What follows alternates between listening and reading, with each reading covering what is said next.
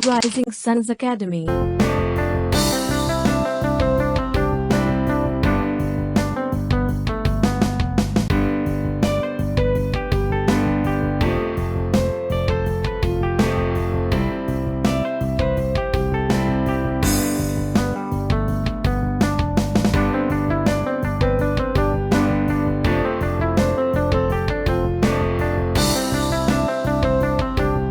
Morning guys, कैसे हैं आप सभी। आई होप आप सभी बहुत अच्छे होंगे, अपने घर पर होंगे, सुरक्षित होंगे, साथ ही साथ अपनी पढ़ाई बहुत अच्छे से कर रहे होंगे।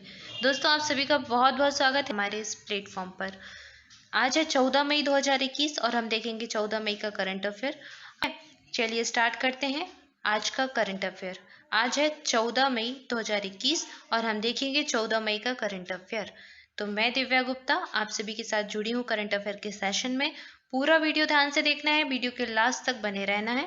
चलिए स्टार्ट करते हैं। देखते हैं पहला प्रश्न। आपके लिए पहला प्रश्न है, निम्न में से किस देश के जनसंख्या विशेषज्ञों का कहना है कि भारत जल्द ही दुनिया का सर्वाधिक आबादी वाला देश बन जाएगा? चीन, नेपाल, बांग्लादेश या फिर जापान? तो ऐसा कहा है चीन ने। चीन के जो विशेषज्ञ हैं उन्होंने कहा है कि भारत दुनिया का सर्वाधिक आबादी वाला देश बन जाएगा। अभी दुनिया में सर्वाधिक आबादी वाला देश कौन सा है? वो है चीन। पहले नंबर पर जनसंख्या में चीन आता है और दूसरे नंबर पर आता है भारत। ठीक है, दूसरे नंबर पर आता है अपना प्यारा भारत। तो चीन के विशेषज्ञों ने कहा है कि भारत 2027 तक दुनिया का सबसे ज्यादा जनसंख्या वाला देश बन जाएगा, यानी कि चीन को भी पीछे छोड़ देगा। चीन की जनसंख्या कितनी है? 141 करोड़। और भारत की जनसंख्या कितनी है? आंकड़ों के अनुसार, जो जनसंख्या हुई थी उसके अनुसार 121 करोड़ है। वैसे 130 करोड़ के पार हो चुकी है भारत की जनसंख्या और 2027 तक भारत की जनसंख्या चीन की जनसंख्या को भी पीछे छोड़ देगी। ऐसा कहा है चीन के विशेषज्ञों ने। ठीक है, तो इस प्रश्न का राइट आंसर है ऑप्शन ए, चीन। बात कर लेते हैं चीन की। चीन की राजधानी क्या है? बीजिंग। और यहाँ का सबसे बड़ा शहर है Shanghai. Largest city of China is Shanghai और इसकी राजधानी हो जाएगी बीजिंग। और चीन के जो प्रेसिडेंट हैं वो हैं सी जिनपिंग। तो यहाँ के ये प्रेसिडेंट हो जाएंगे। ठीक है, इनका नाम याद रखिए। ऑप्शन ए इस प्रश्न का राइट आंसर हो जाएगा। देखते हैं अगला प्रश्न। नेक्स्ट है आपके लिए, drugs controller general of India DCGI ने 2 से 18 वर्ष के उम्र के जो बच्चे हैं उनके लिए किस वैक्सीन के ट्रायल को दूसरे और तीसरे चरण के लिए मंजूरी दे दी है? ऑप्शन ए है स्पुतनिक 5, ऑप्शन बी है कोवैक्सीन, ऑप्शन सी है कोविशील्ड और ऑप्शन डी है इनमें से कोई नहीं। आप इमेज देखकर आंसर बता ही सकते हैं कि आंसर है इसका ऑप्शन बी, कोवैक्सीन। तो कोवैक्सीन को मंजूरी दे दी है 2 से 18 साल तक के बच्चों के लिए। ट्रायल को मंजूरी मिली है, दूसरे और तीसरे चरण का ट्रायल किया जा रहा है। अभी आप सभी जानते हैं 18 वर्ष से ऊपर के जो लोग हैं उनको वैक्सीन प्रोवाइड कराई जा रही है, उनके लिए वैक्सीनेशन स्टार्ट हो चुका है। इसके पहले 45 प्लस लोगों के लिए वैक्सीनेशन स्टार्ट किया गया था और अब 18 प्लस लोगों के लिए भी वैक्सीनेशन स्टार्ट हो गया है। और कोवैक्सीन जो वैक्सीन है उसका ट्रायल चल रहा है 2 से 18 वर्ष के उम्र के बच्चों के लिए भी। ठीक है, अच्छा बात करते हैं कोवैक्सीन की। तो ये वैक्सीन बनाता है भारत बायोटेक। कौन? भारत बायोटेक ने ये वैक्सीन बनाई है। ये कंपनी भारत की है, भारत बायोटेक, इसके द्वारा इसका निर्माण किया जा रहा है। स्पुतनिक 5 कहाँ की वैक्सीन है? रूस की वैक्सीन है, रूस से आई है। और स्पुतनिक 5 का उपयोग भारत के द्वारा भी किया जा रहा है आपातकालीन स्थितियों में। ठीक है, तो भारत में भी इस वैक्सीन को मंजूरी मिल गई है। इसके अलावा कोवैक्सीन मैंने बता ही दिया है आपको। बात करते हैं कोविशील्ड की। तो कोविशील्ड भी वर्तमान में भारत में दी जा रही है। बहुत सारे लोगों को यही वैक्सीन प्रोवाइड कराई जा रही है और ये वैक्सीन का जो निर्माण है वो भारत का serum institute plus Oxford university जो है अमेरिका की, उसने मिलकर किया है इस वैक्सीन का निर्माण। सीरम इंस्टीट्यूट पुणे वाला इसके हेड है। इसका जो कार्यालय है वो कहाँ पर है? पुणे में। तो पुणे में इसका निर्माण होता है कोविशील्ड का और इसका उपयोग भारत में किया जाता है। तो भारत में कौन कौन सी वैक्सीन उपयोग में लाई जा रही है कोरोना से संबंधित कोविड-19 के लिए? एक तो हो जाएगी Covaxin Bharat biotech, Covishield serum institute plus Oxford university, Sputnik 5 रूस की है, एक मॉडर्ना है, मॉडर्ना वैक्सीन भी है जो कि अमेरिका की कंपनी की है। इसका उपयोग भी भारत में किया जाता है आपातकालीन स्थितियों में। तो इतनी वैक्सीन के नाम आपको याद रखने हैं और टिप्स आपको याद होने चाहिए। ठीक है, इस प्रश्न का राइट आंसर है ऑप्शन बी, कोवैक्सीन। देखते हैं अगला प्रश्न। अब देखते हैं ये वाला प्रश्न। प्रश्न क्या है? हाल ही में कितने राज्यों में प्रधानमंत्री गरीब कल्याण अन्न योजना PMGKY, जिसका शॉर्ट फॉर्म है, के तहत खाद्यान्न वितरण शुरू किया गया है? प्रश्न में पूछ रहे हैं कि प्रधानमंत्री जो गरीब कल्याण योजना है, अन्न योजना, उसके तहत कितने राज्यों में खाद्यान्न का वितरण शुरू हो गया है? ऑप्शन है आपके 20 राज्यों में, 22 राज्यों में, 21 राज्यों में या फिर 13 राज्यों में। इस प्रश्न का राइट आंसर ऑप्शन डी 13 राज्यों में। तो प्रधानमंत्री गरीब कल्याण अन्न योजना के तहत खाद्यान्न वितरण शुरू हो गया है कितने राज्यों में? 13 राज्यों में किया जा रहा है। और ये जो योजना है प्रधानमंत्री गरीब कल्याण अन्न योजना, कोविड-19 के विरुद्ध लड़ाई में गरीब और संवेदनशील जो वर्ग है उनकी सहायता करने के लिए प्रधानमंत्री गरीब कल्याण पैकेज के हिस्से के रूप में शुरू की गई है। तो कोविड के समय जो भी गरीब है, जिनको भोजन नहीं मिल पा रहा है, 2 वक्त की रोटी नहीं मिल पा रही है, तो उनके लिए योजना है, उनको इस योजना के तहत अन्न प्रदान किया जाएगा। और ये योजना 13 राज्यों में अभी चल रही है। तो ऑप्शन डी इस प्रश्न का राइट आंसर हो जाएगा। ठीक है, इमेज में आप देख भी सकते हैं, फ्री फूड डिस्ट्रीब्यूशन स्कीम। तो इस योजना के तहत जो है फ्री में फूड डिस्ट्रीब्यूट कराया जाता है। ठीक है, तो ऑप्शन डी इसका राइट आंसर हो जाएगा। आइए देखते हैं अगला प्रश्न।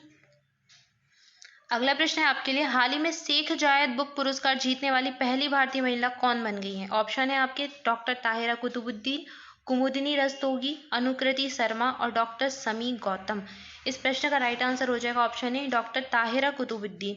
इमेज में आप देख सकते हैं, यह है डॉक्टर ताहिरा कुतुबुद्दीन और उन्हें शेख जायद बुक पुरस्कार मिला है।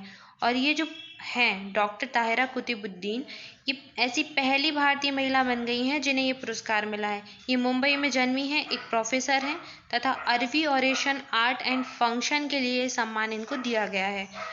वर्ष 2019 में लीडन के ब्रिक एकेडमिक पब्लिशर द्वारा इसको प्रकाशित किया गया था। इनकी जो पुस्तक है अरबी ऑरेशन आर्ट एंड फंक्शन, नाम भी याद रख सकते हैं आप, अरबी ऑरेशन आर्ट एंड फंक्शन। तो ये इनकी बुक का नाम है जिसके लिए इन्हें ये अवार्ड दिया गया है, शेख जायद बुक पुरस्कार। ठीक है, तो ये अवार्ड इनको दिया गया। ये अमेरिकी नागरिक है, लेकिन भारत में इनका जन्म हुआ था, भारत में मुंबई में इनका जन्म हुआ था, इसलिए भारतीय महिला भी हैं। तो इनको ये अवार्ड दिया गया है। अच्छा, शेख जायद अवार्ड क्या है? तो ये अवार्ड हर वर्ष अबू धाबी सांस्कृतिक विभाग देता है।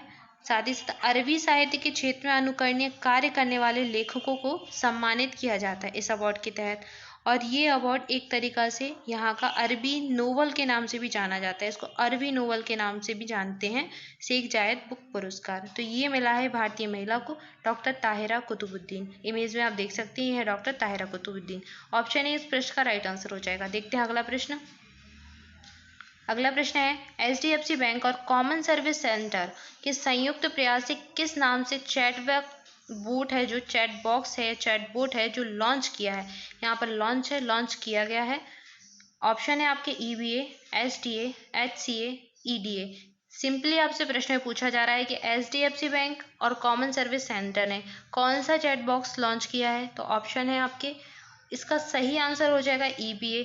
तो ये अभी चैट बॉक्स लॉन्च किया गया है HDFC बैंक के द्वारा। इमेज में आप देख सकते हैं, ये इमेज इसलिए लगाई जाती है ताकि आप इनको ध्यान से देखें और आप इसको विजुलाइज कर लें कि ये चीज़ है, तो वो आपको हमेशा याद बनी रहेगी।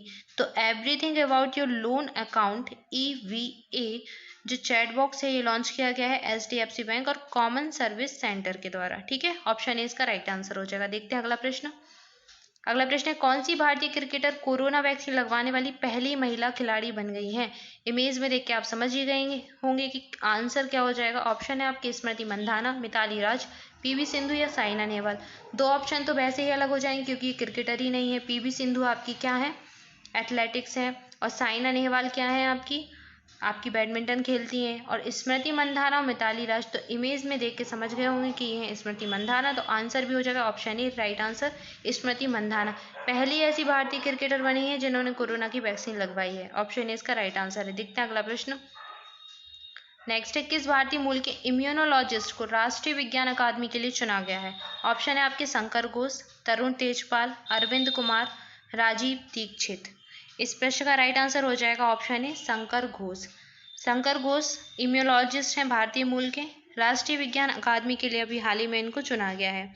तो भारतीय मूल के एक इम्यूनोलॉजिस्ट शंकर घोष को उनकी मूल शोध, इनका जो शोध है प्रतिष्ठित और निरंतर उपलब्धियां, तो इसी के लिए इनको प्रतिष्ठित जो राष्ट्रीय विज्ञान अकादमी है उसके लिए चुना गया है। ठीक है, तो ये अकादमी 120 नवनिर्वाचित सदस्यों में से थे। ये शंकर घोष जी भारतीय मूल के हैं, ये इम्यूनोलॉजिस्ट हैं, इनको चुना गया है। नाम याद रखिए, इंपॉर्टेंट क्वेश्चन है। ऑप्शन ए राइट आंसर हो जाएगा। इमेज में आप देख सकते हैं ये है शंकर घोष जी। ठीक है, देखते हैं अगला प्रश्न। अगला प्रश्न आपके लिए हो जाएगा, नीति आयोग और किस कंपनी ने कनेक्टेड कॉमर्स नाम से रिपोर्ट जारी की है? ऑप्शन है आपके मास्टर कार्ड, पेपल, वीज़ा या फिर सिटी बैंक। ऑप्शन आपके जो हैं उनका आंसर भी आप देख के समझ गए होंगे इमेज देखकर। मास्टर कार्ड, तो मास्टर कार्ड ने कनेक्टेड कॉमर्स नाम से रिपोर्ट जारी की है नीति आयोग के साथ मिलकर। मोस्ट इंपॉर्टेंट क्वेश्चन है क्योंकि इसमें नीति आयोग इन्वॉल्व है। तो कनेक्टेड कॉमर्स नाम से जो रिपोर्ट निकाली है, आपसे प्रश्न में पूछ सकते हैं कि कनेक्टेड कॉमर्स रिपोर्ट किसने जारी की? तो नीति आयोग ने मास्टर कार्ड के साथ मिलकर ये रिपोर्ट बनाई है। ऑप्शन ए इसका राइट आंसर हो जाएगा। ठीक है, देखते हैं अगला। मास्टर कार्ड जो है एक अमेरिकन कंपनी है। ठीक है, और नीति आयोग क्या है? भारत का थिंक टैंक है। नीति आयोग जानते ही होंगे, आपने सबने पढ़ा होगा इसके बारे में। देखते हैं अगला प्रश्न। अगला प्रश्न है आपके लिए, निम्न में से किस देश ने कोविड-19 को लेकर ऐतिहासिक कदम उठाते हुए 13 मई से भारत और अन्य दक्षिण एशियाई देशों के पर्यटकों पर प्रवेश जो है रोक लगा दी है? श्रीलंका, नेपाल, बांग्लादेश और मालदीव। यह किया है मालदीव ने। ऑप्शन डी इसका राइट आंसर हो जाएगा। तो मालदीव ने श्रीलंका और भारत के जितने भी पर्यटक मालदीव पहुंच रहे हैं उनके आने पर रोक लगा दी है कोविड-19 के तहत, क्योंकि बहुत तेजी से कोविड-19 भारत में फैल रहा है। तो अपने यहाँ के प्राकृतिक आवासों की रक्षा करने के लिए, उनको कोरोना के वायरस से बचाने के लिए यह कार्य मालदीव ने किया है। मालदीव की राजधानी हो जाएगी माले। ठीक है, और यहाँ की जो रीजनल लैंग्वेज है वो इंग्लिश है। ऑप्शन डी इसका राइट आंसर हो जाएगा। देख सकते हैं इमेज में कितना अच्छा पर्यटक स्थल है ये मालदीव। ऑप्शन डी इसका राइट आंसर है। देखते हैं अगला प्रश्न। अगला प्रश्न है आपके लिए, सुप्रीम कोर्ट के द्वारा ऑक्सीजन आपूर्ति में सुधार लाने के लिए गठित राष्ट्रीय कार्य जो बल है, टास्क फोर्स है, उसमें कितने सदस्य हैं? ऑप्शन है आपके 10 सदस्य, 12 सदस्य, 15 सदस्य या फिर 11 सदस्य। इस प्रश्न का राइट आंसर हो जाएगा ऑप्शन बी 12 सदस्य। तो सुप्रीम कोर्ट है जो, उसने एक टास्क फोर्स का गठन किया है। किसके लिए? कोविड-19 के तहत जो ऑक्सीजन की कमी हो रही है उसी को पूर्ति करने के लिए। तो ऑक्सीजन आपूर्ति में सुधार लाने के लिए एक टास्क फोर्स गठित किया गया है सुप्रीम कोर्ट के द्वारा। तो कितने सदस्यीय है? 12 सदस्यीय है। ये गठित किया है सुप्रीम कोर्ट ने, याद रखिए। ऑप्शन बी इसका राइट आंसर हो जाएगा। इंपॉर्टेंट क्वेश्चन है, स्टार मार्क लगा के नोट कर लीजिए। ठीक है, तो गाइज ये था आज का करंट अफेयर। आपके लिए आज का प्रश्न है, हाल ही में किस राज्य ने ऑनलाइन बाढ़ रिपोर्टिंग और सूचना प्रबंधन प्रणाली का जो शुभारंभ है किया है? ऑप्शन है बिहार, पंजाब, असम और राजस्थान।